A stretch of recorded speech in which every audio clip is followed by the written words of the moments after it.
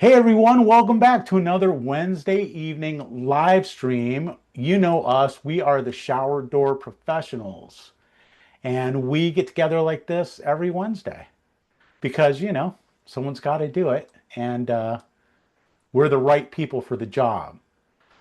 Really hope you're having a great week so far. About halfway through it if you start on Mondays, I guess. And really stoked tonight to have a really special guest, Kraig Bond. This is someone who Rob has been working with for quite a while, and I've heard him talk about him quite a bit. And we've been wanting to get him on the call, and tonight is the night. So you're in for a big treat. This guy is legit. I've been checking him out, man. He's got some chops when it comes to the Google marketing and cracking that code and all that stuff. That's like a moving target that's always changing. And so you can do what you can to, try to get some Google rankings and stuff like that or whatever, but you really need a pro on it for you if you want to be successful for any period of time. That's been my experience anyway. So, Rob, is there anything you'd like to say to kind of introduce Kraig as we're getting started here? And then we'll just kind of turn it over to him. Absolutely. Me and Craig started working with him a while back, and the thing that stood out with him and all the other marketing companies that I work with, I help a lot of glass companies with all of their processes, and sometimes they don't understand the tech stuff and just need someone to help with that part. So I've got to see a lot of marketing companies, and the thing that stood out with Craig and them is they're proactive. There's a difference between people who are reactive. And whenever you hire them and there's problems in your business, the lead forms aren't on for 30 days. People were trying to contact you and couldn't. These are things usually you find out, bring to the people that set up your systems, and then they fix it for you after the problem is there. Craig's team has always been proactive at finding the problems for you and looking and auditing on a weekly and a monthly basis, meeting with you regularly to go over what they're doing ahead of time. And I've seen all the companies. There's a lot of glass companies that'll recognize his name and his stuff and his work and will recognize a lot of the people he's worked with if he were to name them. So someone I've trusted to recommend to anyone when it comes to marketing, SEO, all that stuff on the back end. And I'm sure he has a lot more to share that would help. But 5-star recommendation from me. Absolutely. Ready then. Well, now I've got a lot to live up to. That makes this all the more difficult. So, um, no, I appreciate that. You guys made me feel pretty welcome. Usually when I do presentations, I don't get such a warm welcome, so I appreciate that. Well, that's a I was shame. telling, do what? That's a shame. You should always get that. Well, so you have to realize, and maybe there still is some of this, but there's so many shady, low down, dirty marketing companies out there. I'm not going to name any of them. I try not to kick dirt on anybody, but that whenever I say that I am in marketing, people start treating me like the used car salesman. So hopefully you guys can approach everything I say tonight with, hey, I'm here to help provide you guys some information to make good decisions inside of your business. I'm not here to sell anything. Actually, what I wanted to kick off with is I thought long and hard when Rob said, "Hey, do you want to put together a presentation on how or what I wanted to present and how the presentation would go?" And I decided that we're not going to do any slide decks tonight. Mhm. I think those are traditionally used by marketers, and it always feels like it's ultra prepared. I'd rather this be an engaged conversation this evening. So I got some notes down here on my second screen to kind of guide us through the process of some of the things I want to cover with you guys. But overall, I do want this to be an open opportunity to ask questions and have more clarity on these marketing products and how they work, as opposed to just being a presentation that you guys log and file away as another sales pitch that didn't really help you. Is that fair? Yes, absolutely. Cool. Um, Also, real quick, just to kind of gauge how well our own marketing is doing. Um, I could get a one in the chat if you guys have seen our Facebook ads or you kind of already have an idea who we are, or Mhm. a zero if you haven't seen Yes. us before. 0, 1. Yes, I see your ads. Yeah. Sorry, who was that speaking? Lana, I see your ads on Facebook. Yeah. Mhm. Awesome. Yeah, they look good. Like them. Yeah. Anybody else? You Um, guys have seen I this? might Am I I? might see them, I might not. What are they? Who are they? I don't They know. would be of us. Oh, I'm sorry. Our company is called Elite Results Marketing. We market directly to glass companies. So I was just curious if you guys had seen or become aware of us at this point.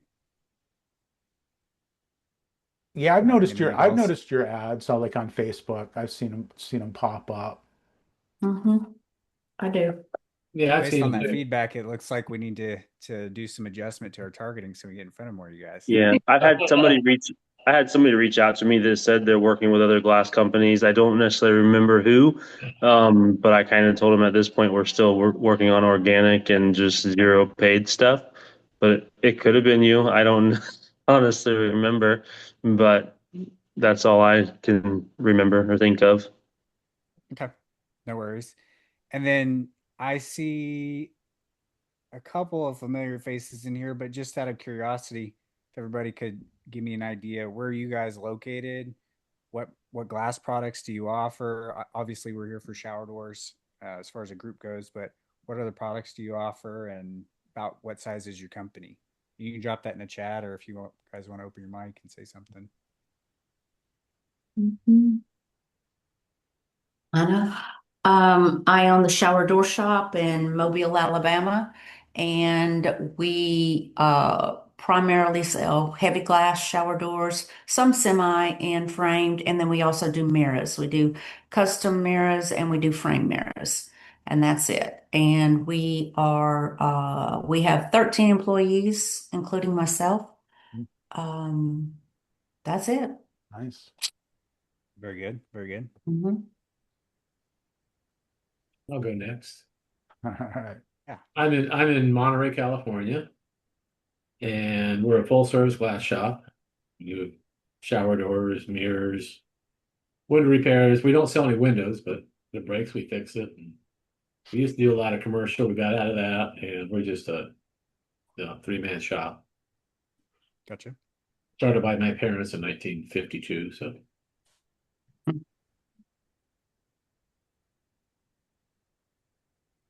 Mr. Molina, I see you in here.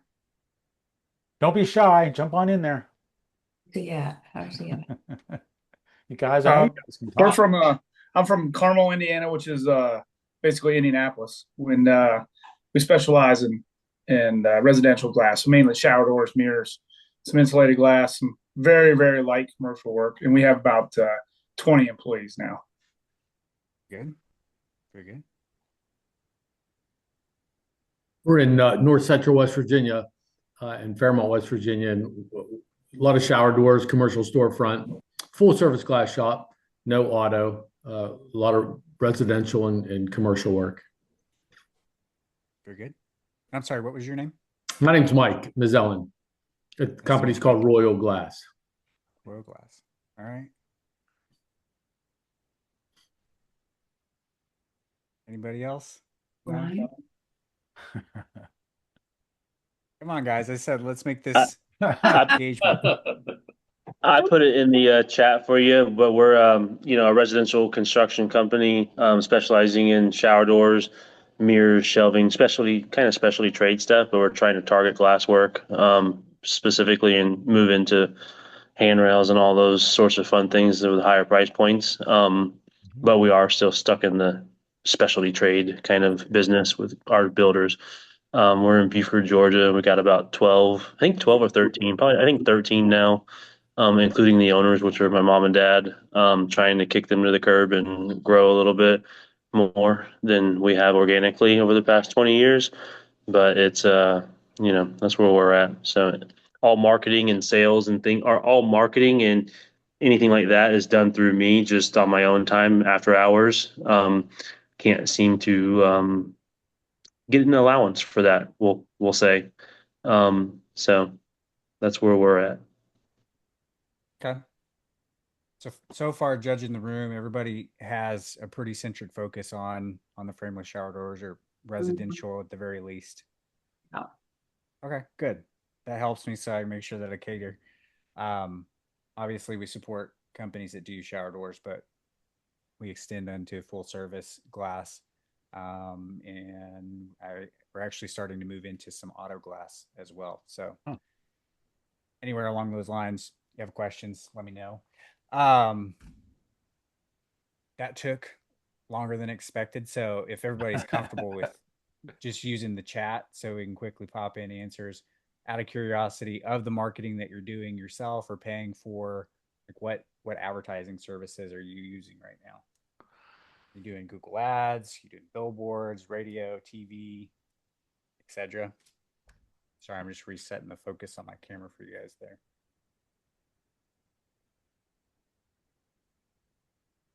What are you guys doing for marketing? You doing any Google ads, Facebook? Word of mouth, standing out next to car washes with big Yeah. sign and a smile. Like, what are we doing?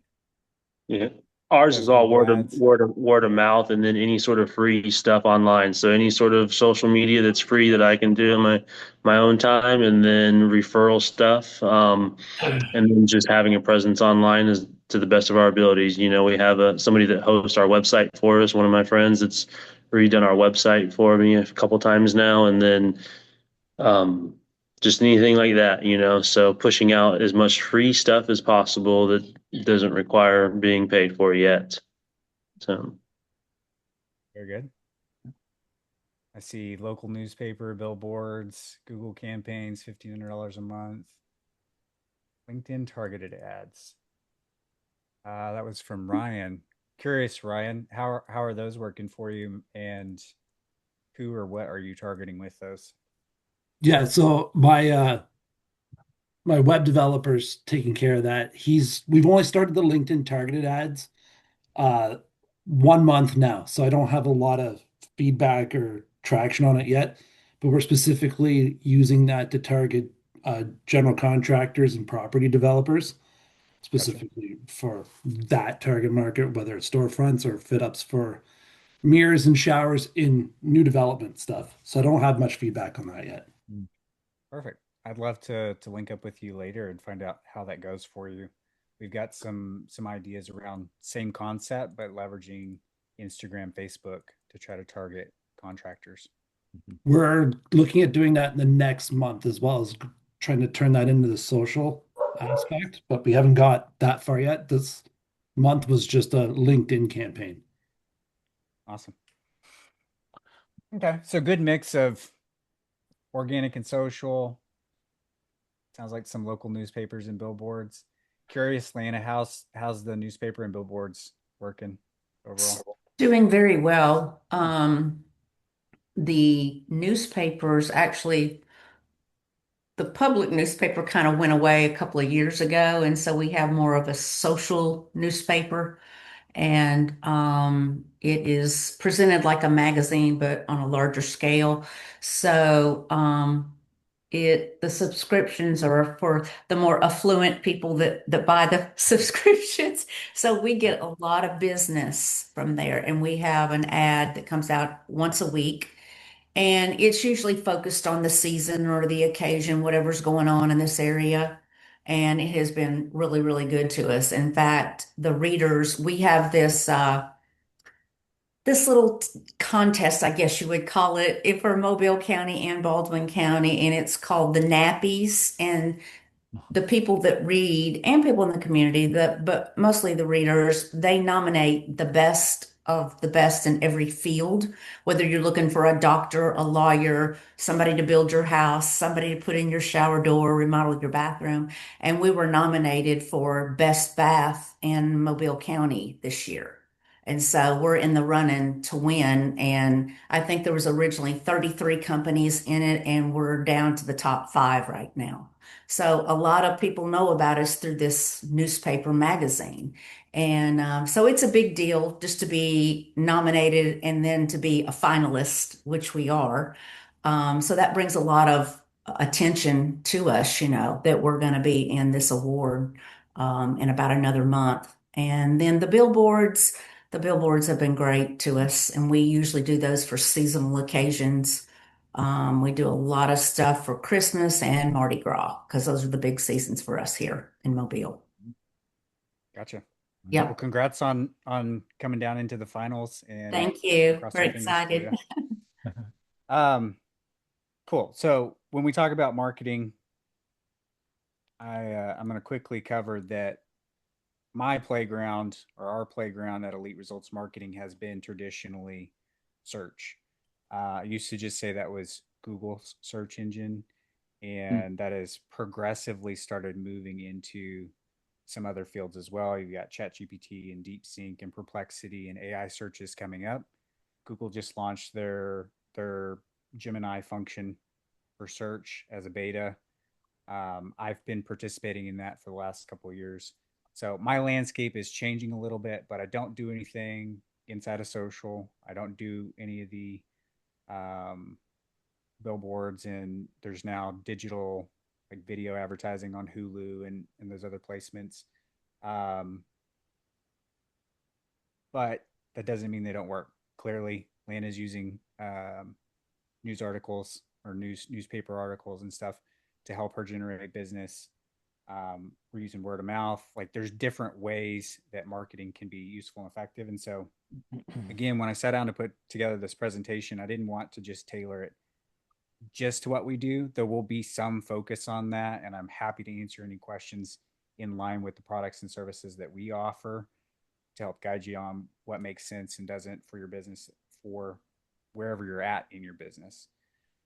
But I wanted to look at it also through a larger lens of just mechanically how these things work and tie together, and why, local newspapers and billboards work versus Google ads versus a website versus SEO, just how they all tie together in an ecosystem so that you can make a judgment call of what makes sense for you and how you can go apply them and get more business for yourself. Is that fair? Mm-hmm. Yeah. True. Awesome. So I'm going to share my screen. Is it going to let me? I might have to let you. Send request. Yep. You should be able to now, I think. Yeah.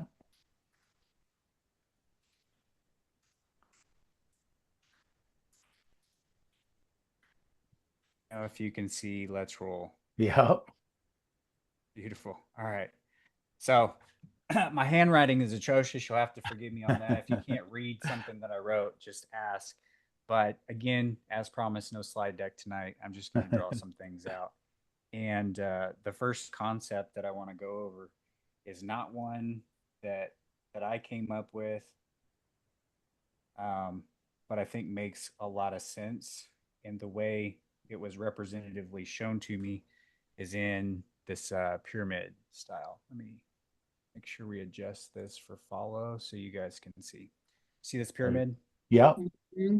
All right. So in the grand scheme of things, when we talk about marketing, this base pillar,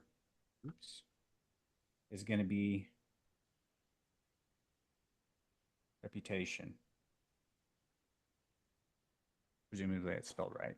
So the reason reputation is going to be the base pillar is when we move into the next pillar, which is reach, and the one following, resell. Oops. And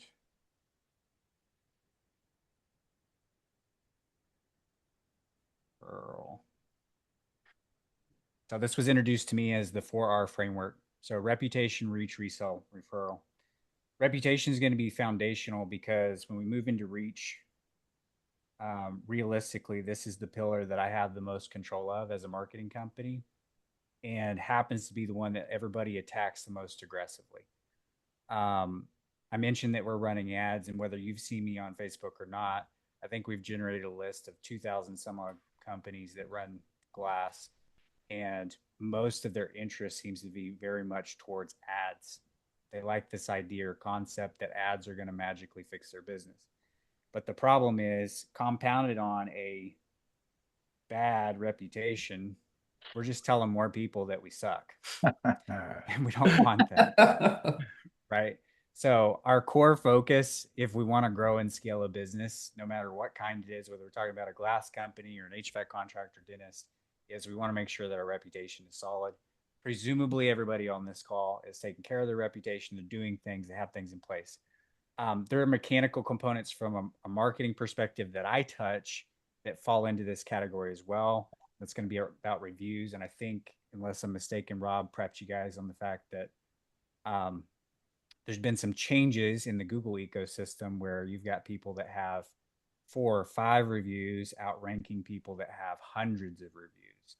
And if you've seen that, the people that we talk to about that are usually incredibly frustrated. And we'll get into more of that here in a little bit, but that really just comes down to recency. Google's looking for attributes or signals to make sure that the business is still up and running and they're still accumulating a good reputation instead of it being a dry pulse. Some of the companies that we've audited recently may have had several hundred reviews compared to their competitors who had 20 or 30, but the recency of it is like 45 weeks, 80 weeks since the last review. So no lights on, nobody's home is how Google feels about it. So we want to take care of our reputations. One of the biggest things that I can advise. Any stress or measure to ensure that we have a good reputation is going to be foundational to getting the most out of any kind of marketing we do. Again, going back to whether we're doing billboards or newspaper, Google ads, Facebook ads, doesn't matter. Have to have a good reputation. When we talk about reach, that one's pretty clear. And again, that seems to be what most people gravitate towards when they think about marketing, which is I need more people to know what I do, right? The common phrase you'll hear me say if you end up on a call with me is you can't outsell the number of people who know who you are and what you offer. And so we have to find ways that we can make more people aware of the things that we offer for them to have the opportunity to buy from us. Again, that fits into the category of running ads, doing billboards, or even standing out next to the car wash with a sign and a big smile, right? Probably not the most effective leverage of your time, but it's a method that could be done. I'm going to skip over the other two because realistically those fit more into a bracket of what you do after you've obtained a customer. Within the realm of shower doors, resales probably not as frequent. But the next top one is going to be referral. And I will quantify that if you're taking care of your reputation, then referrals can compound the effectiveness of what you do inside of reach.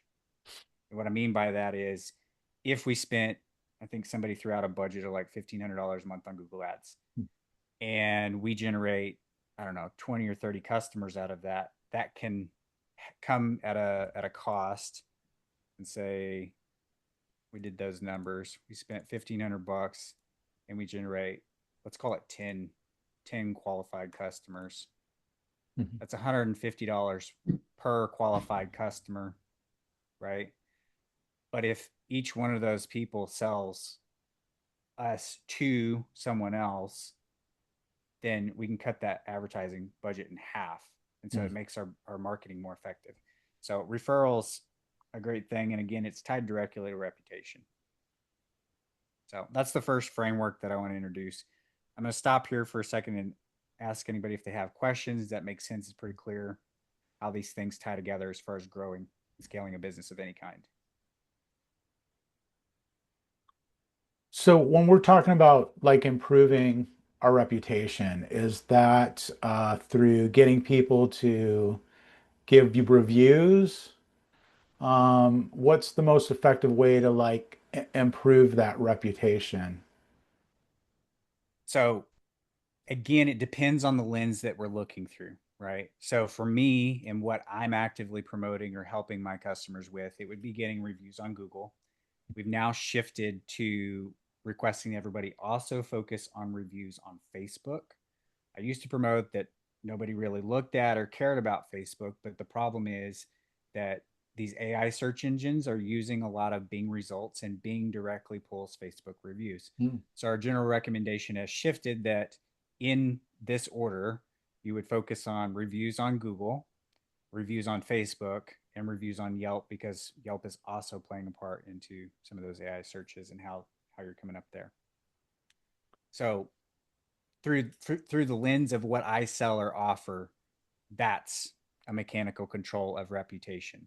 But despite what is actively stated online on those platforms, on the whole, just a general sentiment about your business. Oh yeah, I heard that XYZ company sucks and they don't take care of people, or when you call them, they don't answer the phone.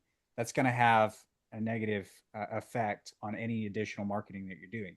We can put ads in front of people all day long, but if they've heard that you don't take care of people, no matter where they heard that from, it's going to work against us. Vice versa, if I do an ad, right, and I've got you in search, let's say, let me make sure you guys can still see this. Can you see the search? Yes, I see it. Awesome. So I'm searching out of Northwest Arkansas right now, and I've got Natural State Glass, Gatsby, and Bella Vista. Theoretically, if I'm assessing this from a local SEO perspective, Natural State Glass is by default going to win the most clicks because they have 171 reviews at a 4.9 as compared to the roughly 20 reviews here.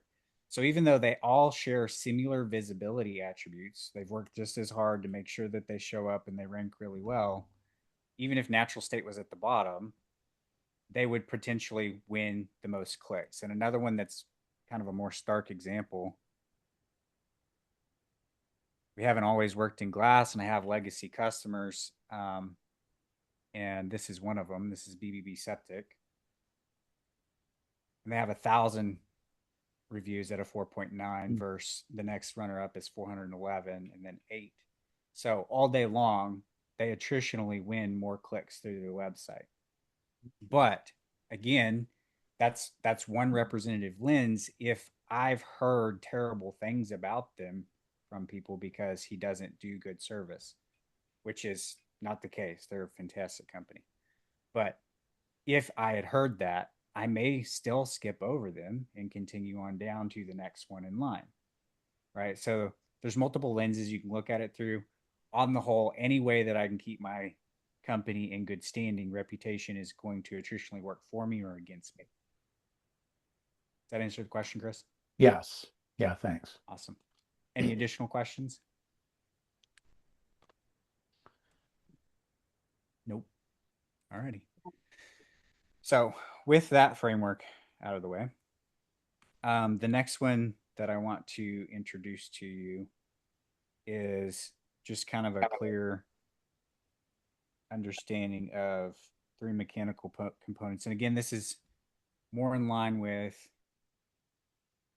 the services that we offer, but we've got different phases. Traction and conversion. So there's 3 core phases that people are going to have to move through in order to end up as a customer for you over here on the other side. Draw a little person as your customer over here.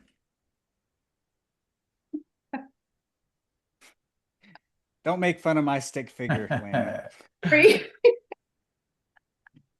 All right.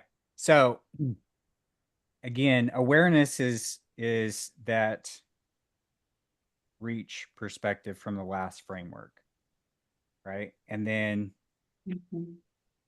a reputation plays a part into attraction, but then there's other components that go into that to help us turn someone into a likely conversion.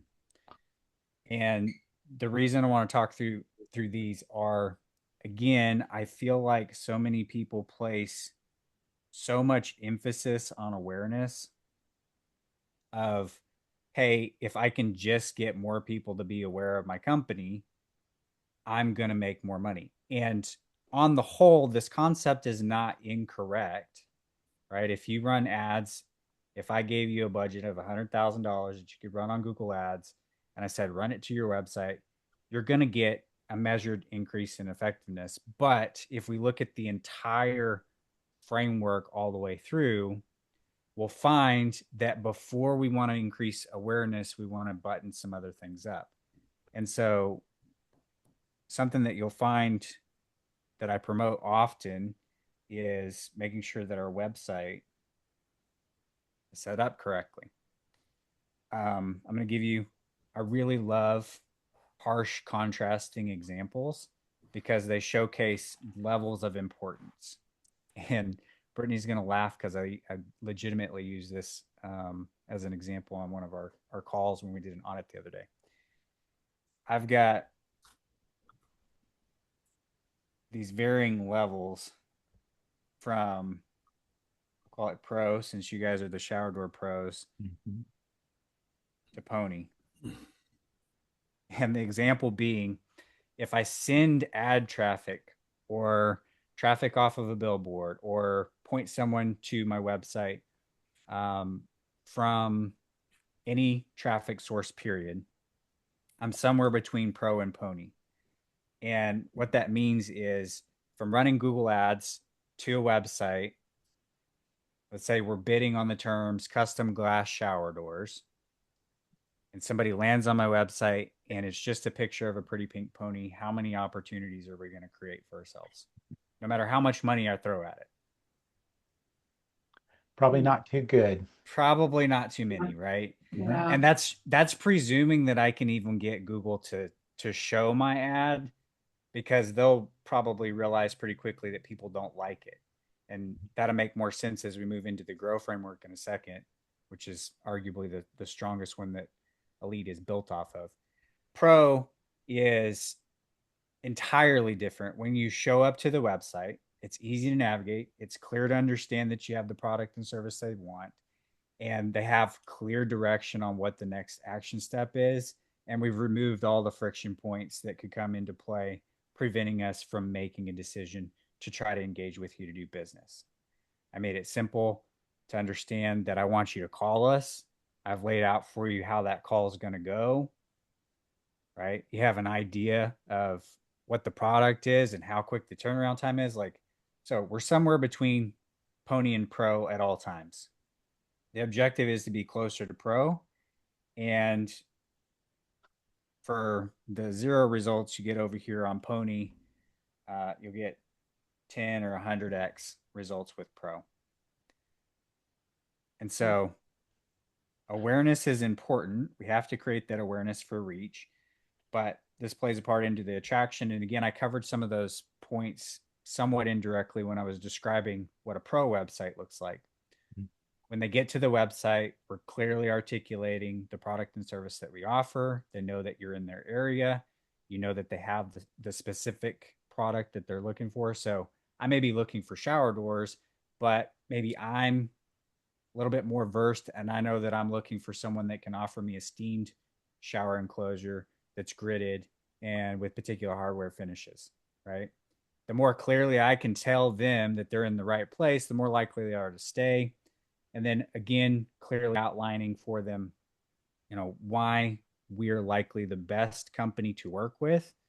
I talk a lot in our audits about using custom photography on our websites to showcase your wrapped work vehicles, your showrooms if you've got them, your personnel.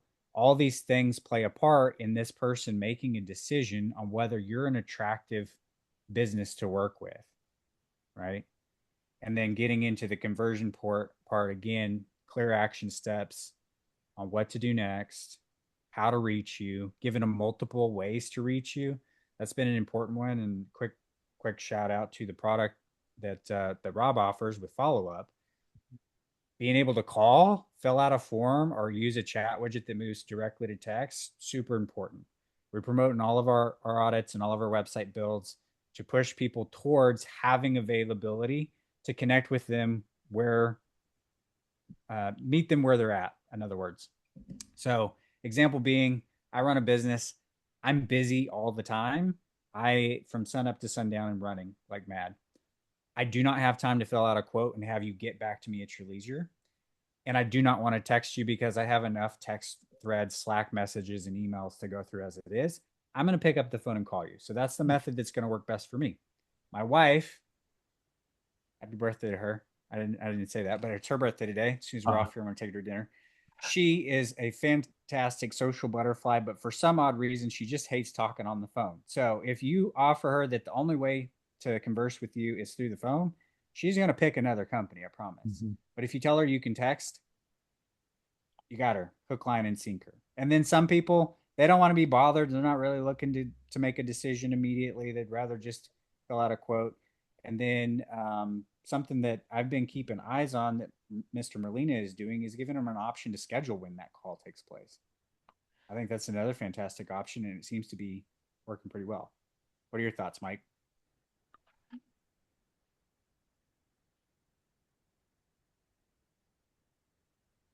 Mike?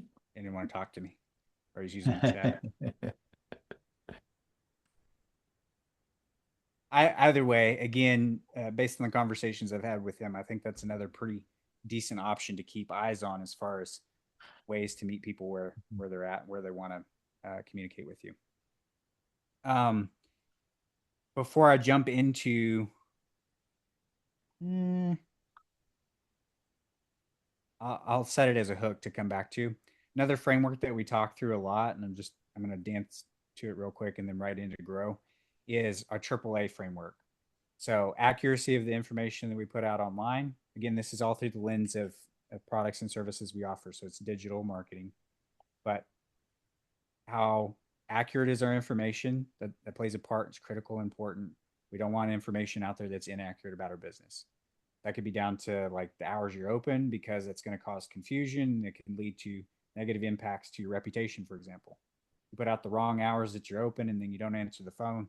You're going to be like, they don't have to answer the phone. It was just miscommunication based on lack of accuracy of our information. Attractiveness, we just covered some of why attractiveness is so important. And then the last one's accessibility. And that's one of the things we just touched on. How accessible are you? Whenever I'm ready to do business with you, can I reach you in a way, in a fashion that makes sense for me? Mm-hmm. Yeah. Opens the door to more opportunities for customers. Mm-hmm. Any questions on those before I move into the Grow framework?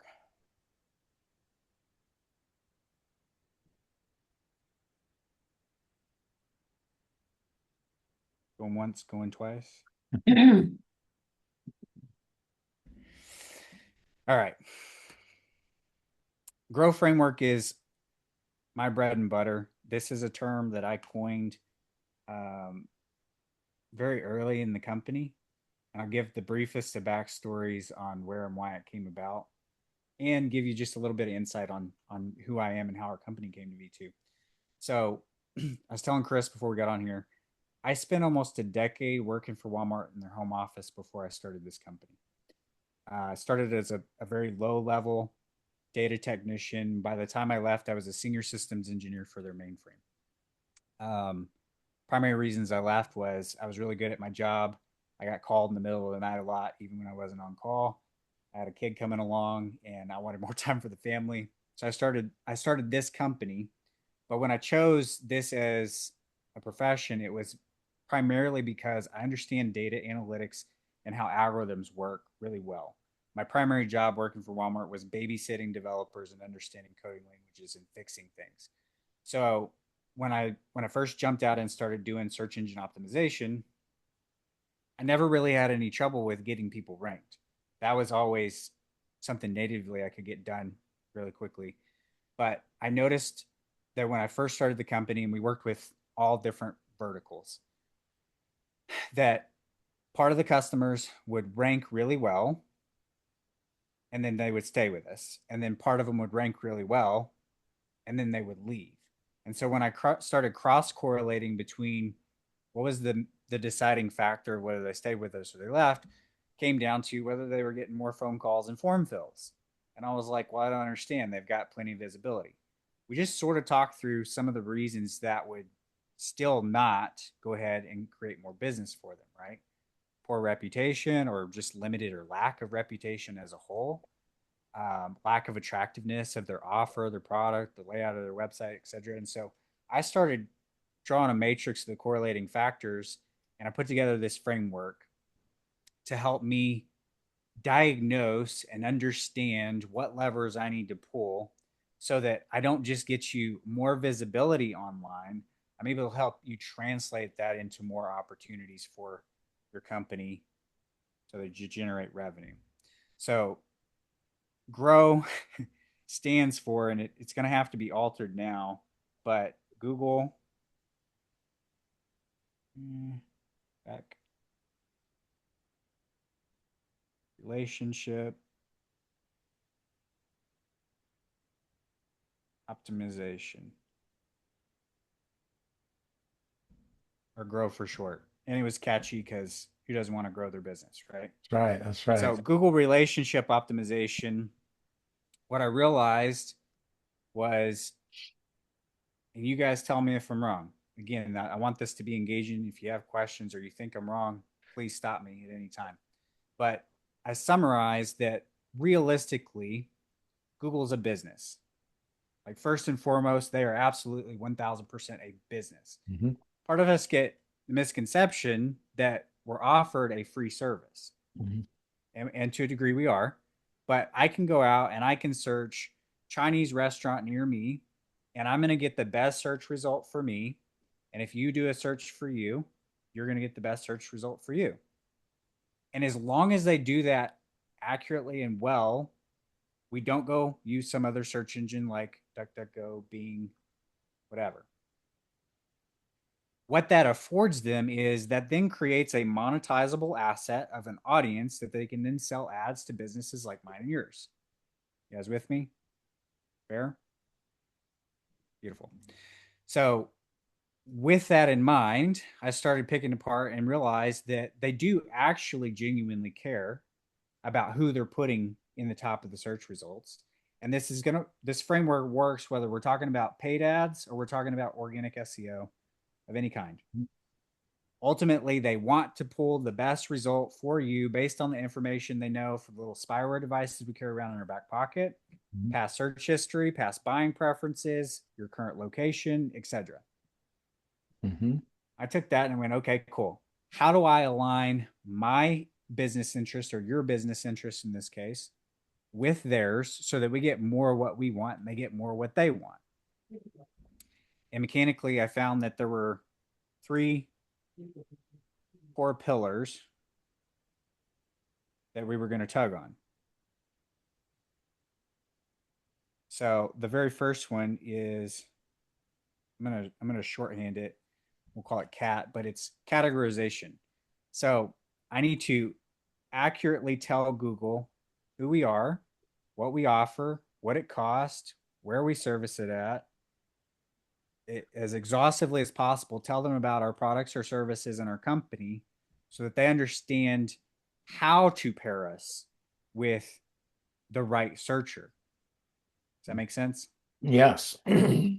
Now, the way that comes about is the information that we put in our Google My Business profiles and on our websites, and that's done in various ways. So we've got our URL structure, we've got our title tags, our meta descriptions, our headings, our schema code on our Google My Businesses, our services, our Google My Business posts, our reviews, our images that we place on it. All these things play a factor in telling them who and what we are. Ironically, some of us will be very lazy and just somewhat half-ass put our information in, and we're doing ourselves a disservice by the time we get down here to pillar number 3, which makes sense in a second. Also, from the get, we need to understand that while Google is a business, they've got operating costs and overhead that they need to be concerned themselves with, and it is not free for them to crawl your assets and figure it out. It costs them dollars. So they have safeguards in place to understand whether you have tried to exhaustively tell them what you do or not, And if you have not, they will flat ignore you because there are people willing to play that game and tell them that information. And again, it's not free to them to do. I was like, okay, that's pretty simple. And that part I already had under wraps whenever I started this company. Again, I didn't really have a problem with getting people to rank. It was holding them in place and getting them the desired outcome of growing their business. Category number 2 is about creating signals. And what I mean by that, I keep using the word signals because it's the one that makes the most sense in my head, but I'm going to try to give some different ways to look at it too. These signals can be created by writing blog content and sharing it on social networks. This can be done by doing press releases. This can be done by getting in all the right directory websites. This can be done by getting other websites to mention you inside of their content, or creating reciprocal links between you and maybe a vendor that you use, or an adjacent company type, maybe like a tile company or a remodeling company that you guys work together, having them link to your site, you link back to theirs, etc. At the end of the day, what we're looking to accomplish with this is I want the internet seeded with mentions validating what I said on my website, and mentions from reliable, credible sources stating that what we said is accurate and true. What this affords us is, again, Google's very protective of their audience. So even if I did everything right in pillar number 1, the likelihood of them just immediately jumping you to position number 1 inside of Google, again, whether that's through paid ads or organically with our SEO, is still slim to none because they don't know enough about us. But if I create enough signals, and I'm constantly working on building those signals, that makes them feel confident or comfortable to show us to a small subset of their audience as a test. Follow? Mm-hmm. Mm-hmm. Is everybody has everybody heard the concept of A/B testing? Yes. Yeah. Haven't really Everybody? utilized it, but I'm familiar with the idea. Okay. I'm gonna give the briefest of examples, but then I want you to understand that this is realistically what's happening on the Google search engine at all times. The results are not static. We can create some fixed positions, but they're not static. Let's say I have 100 people in my audience. This is representative of Google's wider, larger audience. A/B testing says I'm going to send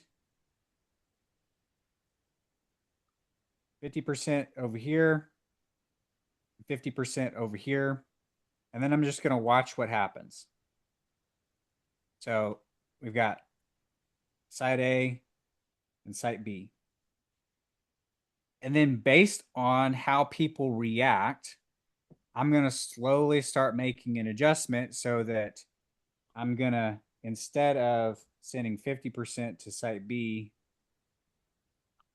I'm going to send 95% to site B, 5% to A, because there's a clear choice from the audience saying that B served them better. That's essentially A/B testing in a nutshell, or for this use case or example of Google search engine. So when I type custom shower door, append your city name for where you're located, they're constantly measuring, if I show this website or I show this Google My Business, do people like it or do they not? They like that. Based on and that's enumerated for every search anybody is possibly using for your business type, and across dozens of data point locations. So you can do the same search from where you're currently sitting for, again, you could say it was custom shower doors. And if you were to drive 50 miles down the street and do the same search, you're going to get a different set of results.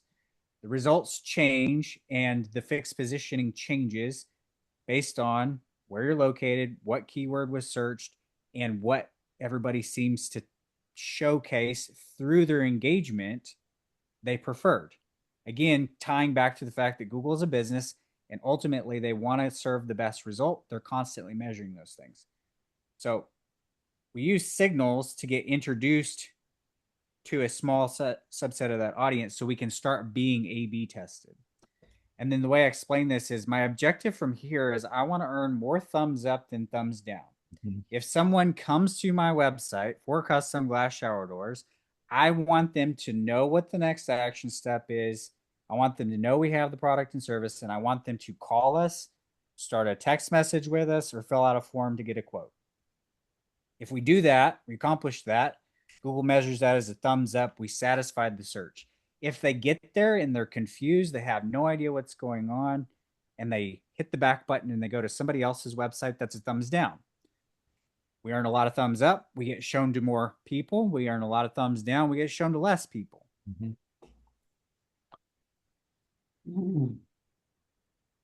Which brings us to conversion rate and why, if we reverse engineer how we can set ourselves up for success, most of the time I point people in the direction of focusing on their website first before we start introducing additional traffic. Because if I can get these core pillars correct, which is pillar 1 and pillar 3 as a focus, then when I introduce pillar 2 and then I introduce traffic, then these things come together and they work. I'm going to give very specific example for shower doors that I've told a lot of people this and they fall out of their chair. They're like, you got to be kidding me. But if I'm going to run Google ads for you, or I'm going to do SEO for you, I don't want you to show up for the term shower door. Anybody know why? I don't know why. That sounds super counterintuitive, right? It does. Yeah. Got it. So shower door, if you look at the term itself and you look at like the results that come up for shower door, I get tons of these Lowe's, Home Depot products,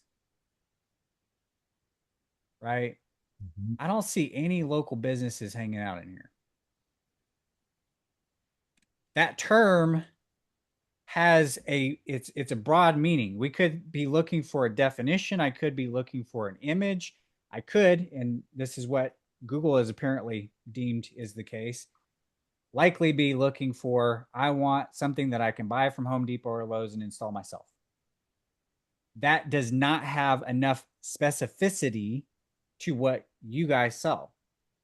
And so if I optimize my website for this, and then somebody's looking for something they can install themselves, and you don't do that, then when they land on your website, you're not going to satisfy the result.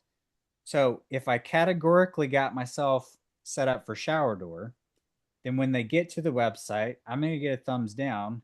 And so I've got a negative feedback loop. You guys see that? Mm-hmm. Versus if I were to use custom glass shower door or shower door company, shower door installers, these have more specificity. So again, if I focus on pillar number 1 and I focus on pillar number 3, when I'm building the website, I've categorically told them who we are, what we offer as thoroughly as possible. And maybe even more importantly, telling them what we don't do, then they know how to place this and who to place this in front of, so that I'm placed in front of the person most likely to actually do business with me. This works in my favor because by the time they get to my website, I do satisfy their search results. And then that gives me more thumbs up, which gives me access to a wider, broader audience. This is the Google relationship optimization framework. To be retermed, since now this fits into the broader scheme of AI search as well. Mm-hmm. And so it doesn't quite play into just Google. But this is mechanically how we've been able to successfully win with the companies that we do digital marketing for.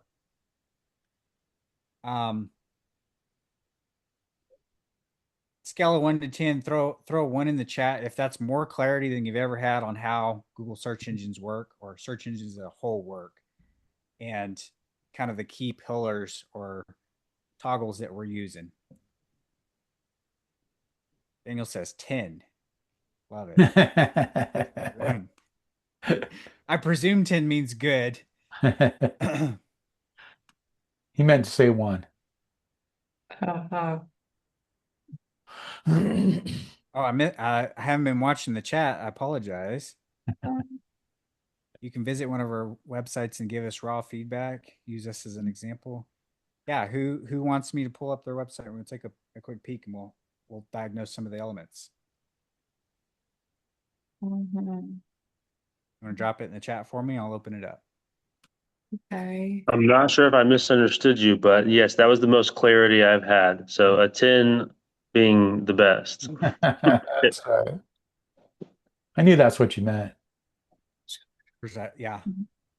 Or it's what I was hoping you meant anyway. I get a lot of feedback that a lot of agencies sell SEO, and the companies we talk to feel like it's just a bunch of hot air. Mechanically, these components are pretty simple. There are specific tactical things that fit within these buckets to make it work. Like if we're talking about categories, one of the most important things we can do for AI search and for Google search is what's called schema data. Anybody familiar with schema data? I've heard that before. So schema is a markup, and sorry, hang with me. I'm just pulling up one of these websites so we can take a peek. The preferred format that Google likes is called JSON LD markup. And it's just a coding language. And the easiest way I've found to explain this to most people is Google's first language is not English, Spanish, or Japanese. It's code, right? And so if I want to exhaustively tell them information about my business, I want to look at it through a lens of code first and then layer on the additional stuff after. Bad news, David. Sorry, not David. Daniel, you have very minimal schema code. And what is that? And what's the, like, why would you not have it, essentially? So it takes work and effort to build out and install. But again, it's a coding language that we can add a lot of descript information about a business directly to Google. And then there's a secondary type called Dublin Core Markup. We reintroduced that as something that we started doing again. That's like old school markup. Now it's being brought back because Bing favors it. And again, Bing results are starting to be pulled more as a favorite into AI search results. Not always, but sometimes. And so we started doing both. But I'll give you an example. I think everybody's probably familiar with GCS Glass and Mirror. We built their website. It's a quick example. This is an example of schema code on the website. I've denoted that they're a local business, home and construction type. We do have to fit it within parameters of what Google allows or doesn't allow. We've been super descriptive on things that they know about. We've tied it to their Google My Business location, types of payment that they offer, different directory listings, days of the week they're open or not, different areas that they service or not, postal codes associated with where they do work. These are nested inside, but we also have organizational markup. So for the larger organization as opposed to a singular location. And we write this for the home page in this manner. And then we have different service pages.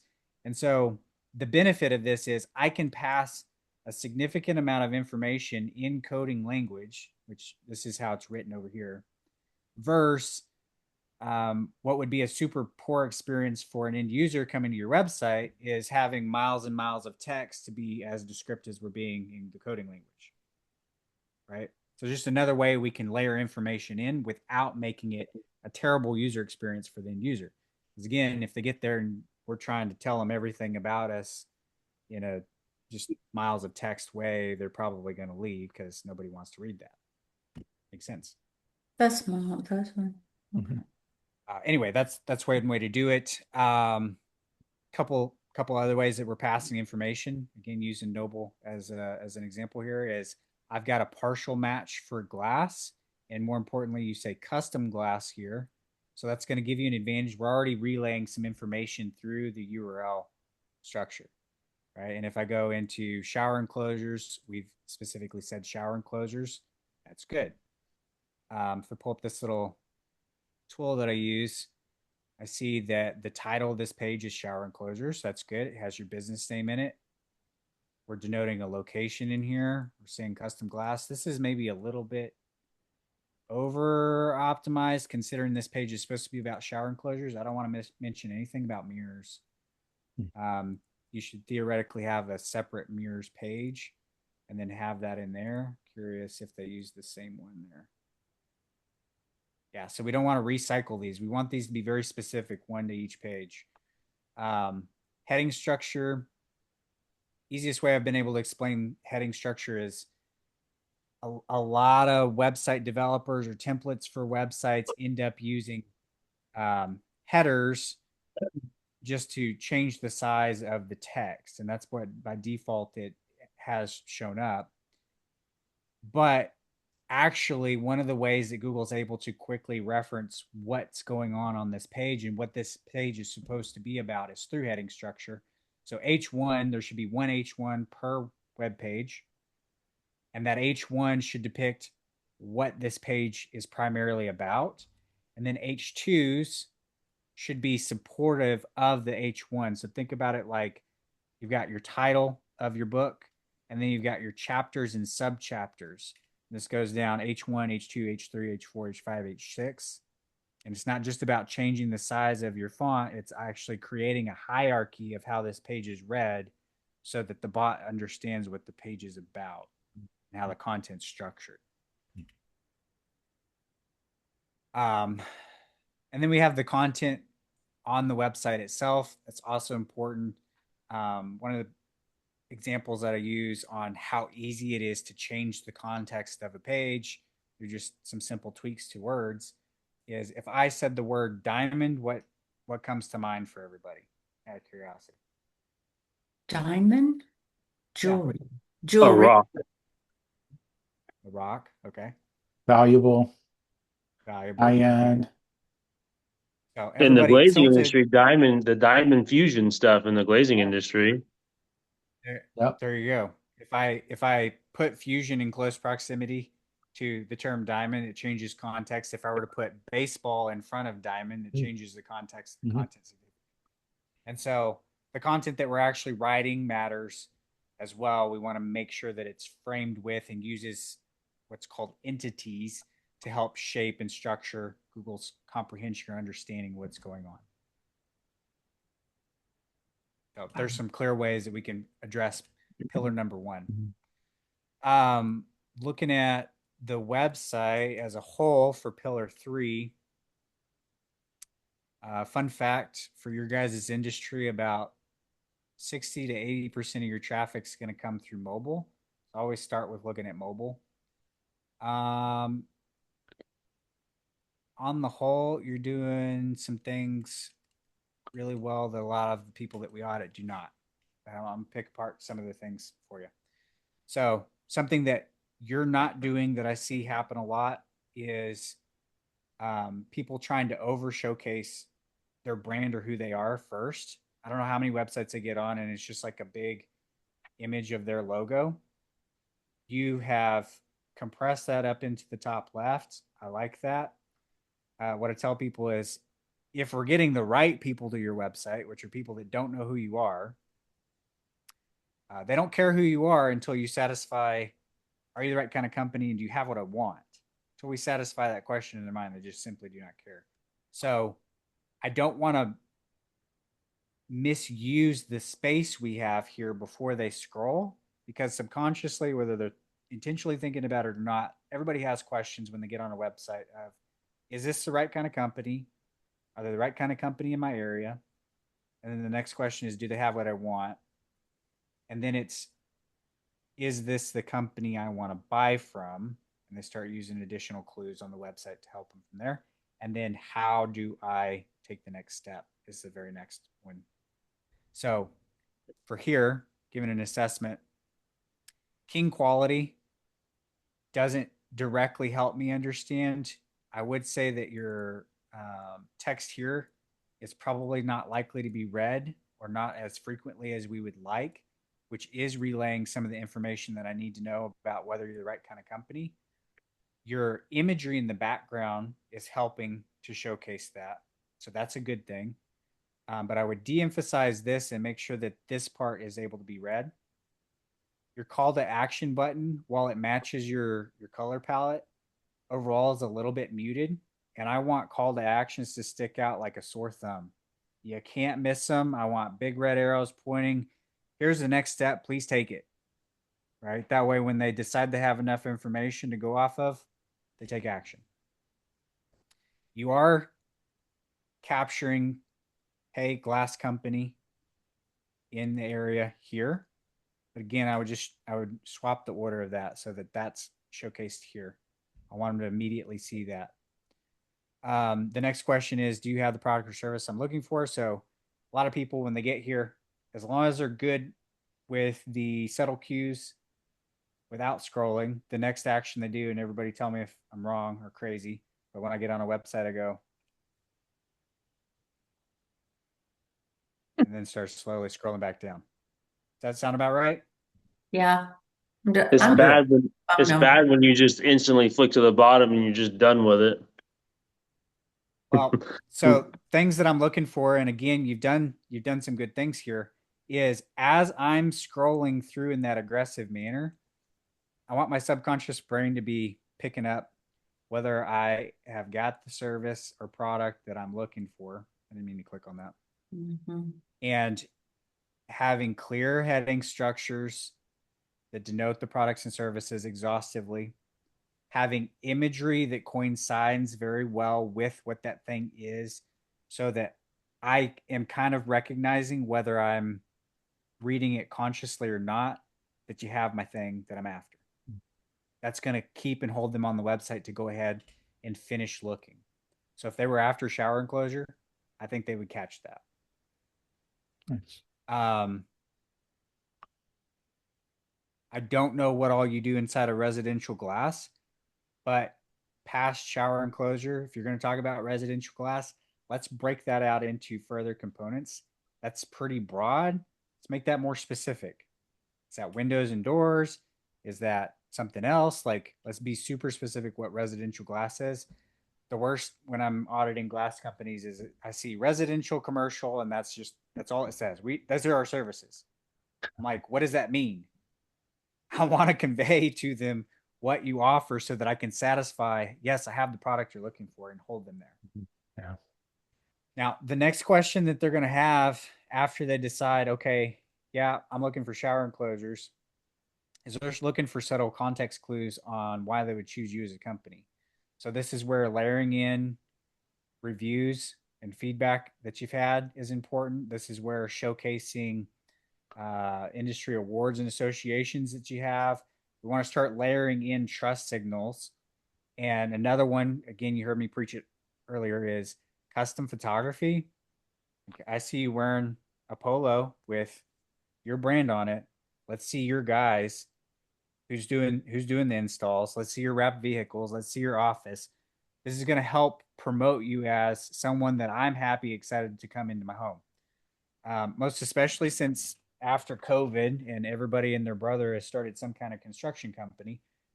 When I see a website like this and I don't have any of those signals, I'm more hesitant to do business because everybody's had close to or heard of an experience like this, likely, where you called to have your AC repaired and you found this company and the website looked okay.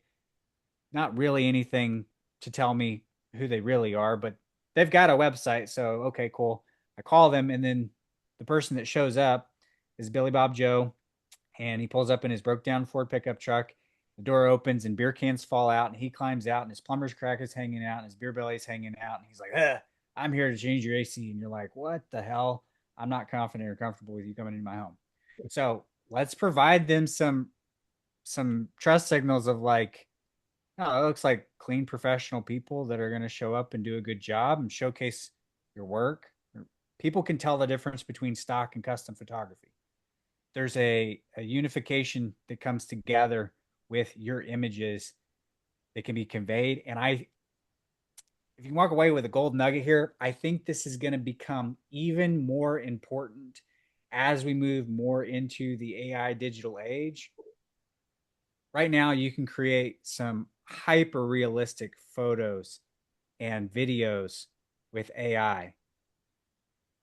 And yet it's not quite right. There's almost something not right based on it being too perfect. And so you can identify those, and people are going to stop trusting that. Mhm. What's going to happen is people are going to overplay and use that. You're going to have that Billy Bob Joe who uses AI to build him images for his website so it looks like he does fantastic work, and then his product is actually garbage. This is how I'll tie him back to that original framework I brought up with you guys around reputation. We're building our reputation. We're showing who we are. We're putting our best foot forward when we structure our website using custom photography, using industry associations awards, leveraging reviews on the website. These are all going to compound to, yes, this is a company I can trust and want to do business with. Final thing that I'll pick out or point out on Daniel's website here is Daniel, right? You got Daniel. Is once they have the information they're looking for, make it easy for them to contact you. I don't want them to, most people realize you can scroll down to a footer, but I scroll down like, where's the stinking phone number? I saw it. I know where it's at. It's right here. But I'm also trained to look for that. And if I create any friction, going to have less likelihood of converting. Versus if we have a sticky call to action that's hyper close to where I can reach with my thumb, I give them options. Then as soon as I've seen, yep, you have what I want, bam, I can make that buying decision. Not that they should be doing this while they're driving, but just to give another stark example on why we tactically put it down close to the bottom of the thumb. Phones are getting bigger. I've seen a lot of people try to put these sticky call to actions at the top. If I'm driving and I'm trying to call somebody and I'm having trouble reaching the stinking button, I just get frustrated and throw it at my seat. Yeah. Yeah. I may forget that that was the company I was going to call. And then when I realize, I go do the search again and I end up on somebody else's website. You just lost a customer over something so simple of just adjusting how close that button is. It's the little things, huh? So It is the little things, and studying the psychology of like, what is it that people want and how do they make buying decisions and what is their next action step going to be? Sorry, you had a question, Lana? Oh, I was just looking. So this is the first page or home page when you open up.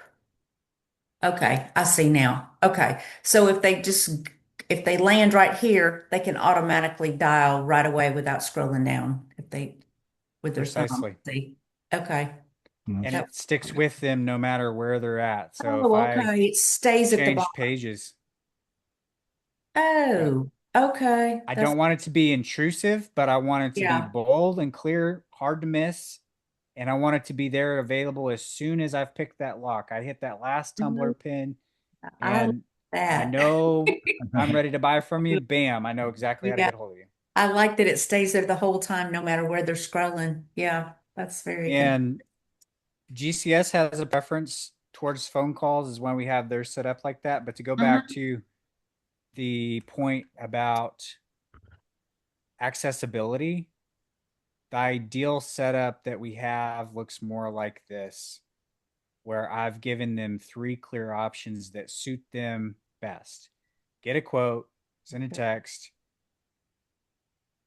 make a call. All 3 are Okay. actively available. Mm-hmm. Okay.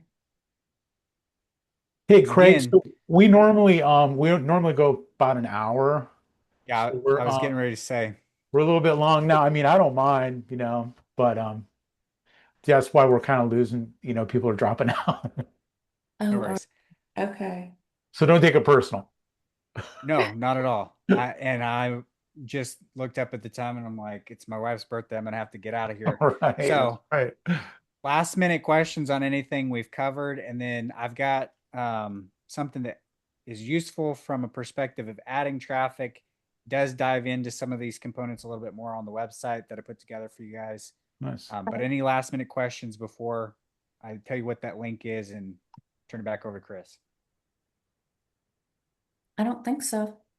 It's been great. I've learned a lot. No doubt. Awesome. Yeah. Thank That was you my for hope. using me as an example, sir. For certain. For certain. How do people get in touch with you? Make sure you drop that. Yeah. Yeah. So I put together a special link for you guys. Okay. Again, because everybody seems to think that ads are going to be helpful. They absolutely are. We put together our cheat sheet of how we run Google Ads.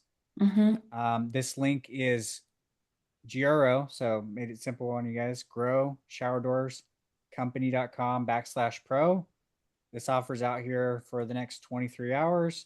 Come fill in your information, and we will give you the cheat sheet and a 90-minute video showing you exactly how we set these up in Google Ads to succeed. Oh, nice. Don't be surprised. Part of the video focuses on you want to make sure you have the right elements on your website, or I don't recommend running the ads. You run ads to the Pretty Pink Pony website, not great results. You run it to the Pro website, you get fantastic results. Makes sense. Okay. Nothing changed in the ads. So yeah. Okay. I'll drop that into the chat so that Rob or somebody can grab that and toss it in the Facebook group as well. Nice. Nice. And thank you again for having me. Hopefully, again, I've created more clarity for you on how these things work than any other marketer has bothered to give you. Yeah, it's been great. Yeah, I definitely learned some stuff. And I know a little bit about it, but yeah, I heard some things I've never heard before. So that's definitely very helpful. Yeah, absolutely. Thank you so much. We appreciate it. 100%. Kraig Bond with Elite Results Marketing. So people want to get in touch with you, just click on the link. It'll take them to that That's the page set landing up page for for us. that offer. And If they want my website, it's just eliteresultsmarketing.com. You can find us on social. And then keep an eye out. You'll probably start seeing our ads because our intention is to help a lot more companies in 2020. now we know what you look like, so we'll be watching. It's hard to miss me. I've got the big beard and the Viking hair, and I'm loud and obnoxious and ready to help some people. So nice. Wouldn't have it any other way. Hey, thanks, Kraig. Appreciate it a lot, man. Thanks. Tell your wife we said a happy birthday. Happy birthday. Happy birthday. guys. All right. All right. Catch you guys later. All right, you Bye. guys. See you next All right, Wednesday. thanks. Have a great week.